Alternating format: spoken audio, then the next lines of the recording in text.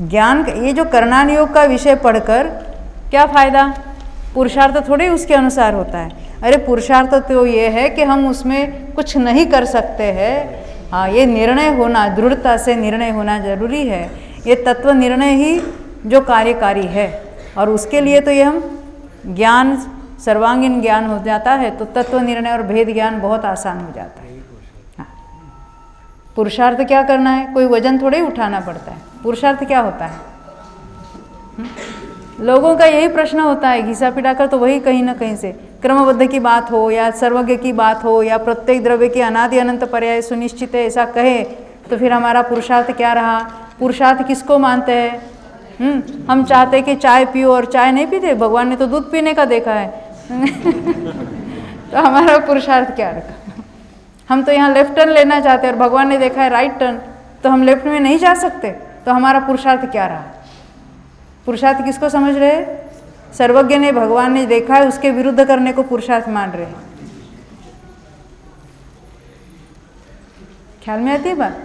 क्यों? क्या है, हम पराधीन हो गए, कुछ नहीं कर सकते। कौन हम किसको माना? ये शरीर सहित इसको मैं माना, और ये शरीर की क्रिया मैं नहीं कर सकता, इसको हम पुरुषार्थ मान रहे हैं।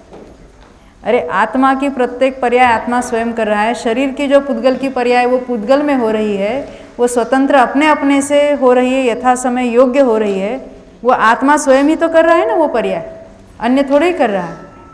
द्रव्य का पुरुषार्थ द्रव्य में होता है, वो अपने पुरुषार्थ से हर समय की पर्याय कर रहा है।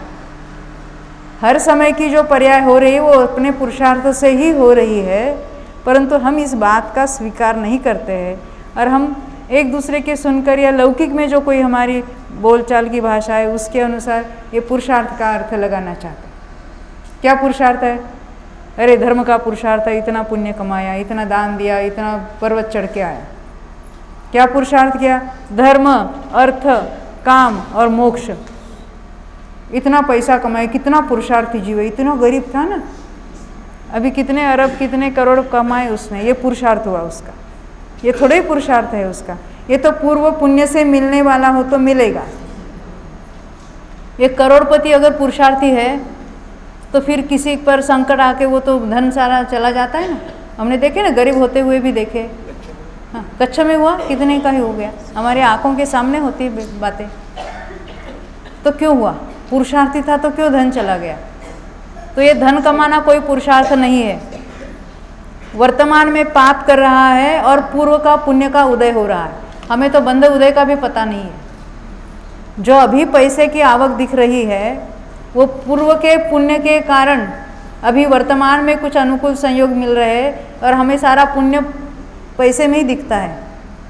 अभी हमें स्वाध्याय का लाभ हो रहा है, ये पुण्य नहीं दिखाई दे रहा है। उल्टा लगता है कि हमारा कितना नुकसान हो रहा है। हमें 5 दिन आ गए, 1 दिन पहले आ गए, 1 दिन बाद में चले जाएंगे, 7 दिन का हमारा इतने करोड़ का नुकसान हो गया। क्या हमने इसको पुण्य, ये तो पुण्य की कमाई हो रही है। पुण्य की बात छोड़ो, इतना ज्ञान में हमारे जो अज्ञान था उसका नाश होकर हमें सही ज्ञान प्राप्त हो रहा है, तो हमें क्या लगता है कि हमारा पुण्य का उदय चल रहा है? अरे हमारा तो इतना नुकसान हो रहा है, ऐसा करके हम रोते हैं। ख्याल में है ना बात? यानी जहाँ हमें सही तत्व मिल रहा है वहाँ पर भी जाने के लिए ये जीव राजी नहीं। कहाँ जाना चाहते हैं? सीमंदिर भगवान के समोशरण में। कैसे जाएगा? स्वर्ग में जन्म लेगा और देवों को कहाँ भी जा सकते हैं तो वहाँ से चले जाएंगे। ये गप्पे लगा रहे। यहाँ की थोड़ी अनुकूलता छोड़कर स्वाध्याय में नहीं आना चाहता, और स्वर्गों की इतनी विषयों की वहाँ समृद्धता है, तो वो नंदनवन घूमने जाएगा कि भगवान के समोशरण में जाएगा? ये तो बहाना करने अभी नहीं जाना चाहता है और फिर हमें ही समझा रहा है नहीं नहीं नहीं, अभी तो हम पुण्य करेंगे, वहाँ जाएंगे, फिर भगवान के समोशरण में जाएंगे, फिर हम दिव्य ध्वनि सुनेंगे, तो उस निमित्त से हमारा कार्य होगा मान रहा है। हाँ, वो निमित्त भी वही चाहता है जो इसके मन में जो कुछ है। अरे जिसका होना है उसके लिए निमित्त के लिए रुकना नहीं पड़ता है, उसके लिए सामने निमित्त हाथ जोड़कर खड़ा हो जाता है।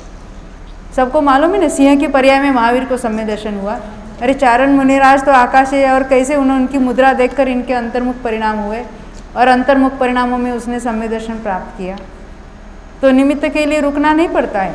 जिसकी योग्यता पक गई है उसका वो कार्य उचित समय में होना ही है और उसको उचित निमित्त भी मिलना ही है। देखो गुरुदेव की जयंती पर कहते ये नहीं आते तो हमारा क्या होता।